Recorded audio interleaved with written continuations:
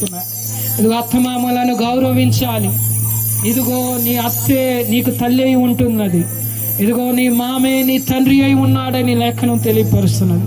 నీ తల్లిదండ్రులను ఎలాగ ప్రేమించావో నీ అత్తమామములను సైతం అలా ప్రేమించాలి. అప్పుడే నీ భార్య నీ భర్త నిన్ను కూడా అత్యధికంగా ప్రేమిస్తూ ఉంటాడు. ప్రియ దేవుని బిడ్డలారా, ఎవరు నిర్వహించవలసిన బాధ్యతను వారు నెరవేర్చాలి. అప్పుడే కుటుంబంలో శాంతి సమాధానం. హల్లెలూయా, హల్లెలూయా. ఒకవేళ భర్తను కోల్పోయినా ఇదిగో స్త్రీలు ఉన్నారా, దేవుడు ధైర్యపరుస్తున్నాడు. ఇదిగో దేవుడు సమస్తమై ఉంటాడు. దేవుడు నీకు సహాయాన్ని దయచేస్తాడు. ఇదిగో భర్తను కోల్పోయి చిన్న వయసులోనే ఇదిగో విధవరాలుగా జీవిస్తున్న దానివైతే దేవుడు అంటున్నాడు, ఇదిగో నీకు నేను సహాయాన్ని దయచేస్తాను. ఇదిగో నీ ఒంటరి బ్రతుకునను నేను నాట్యంగా మారుస్తాను. నీ దుఃఖాన్ని నాట్యంగా మారుస్తాను. నీ దుఃఖాన్ని ఎత్తివేస్తానని దేవుడు వాగ్దానం ఇస్తున్నాడు. ఒకవేళ భార్యలు కోల్పోయిన భర్తలు ఉంటే వారితో కూడా దేవుడు వాగ్దానం ఇస్తున్నాడు.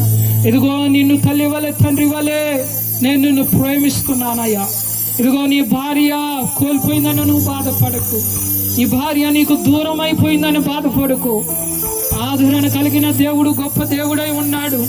ఆదరణకర్తని యేసుని చెంత ఉన్నాడని గుర్తెరిగి ఇదిగో ఆయన చెంతకు చేరి ఆ ప్రేమను సంపాదించుకొని ఆ దుఃఖాన్ని విడిచి మరిచి ఈ కుటుంబంలో శాంతి సమాధానముతో ఉండాలని దేవుడు ఇష్టపడుతున్నాడు. దేవునికి స్తోత్రం, స్తోత్రం, స్తోత్రం, స్తోత్రం, స్తోత్రం. భార్యను కోల్పోయిన ప్రతి భర్తకి, ఇదిగో భర్తను కోల్పోయిన ప్రతి ఒక్క భార్యకి దేవుడు ఒక గొప్ప ఆదరణ ఇవ్వటానికి దేవుడు నన్ను ప్రేరేపించి ఈ నెల ఒక చక్కటి కీర్తన రచించటానికి దేవుడు సహాయం చేశాడు. అది నేను పాడతా.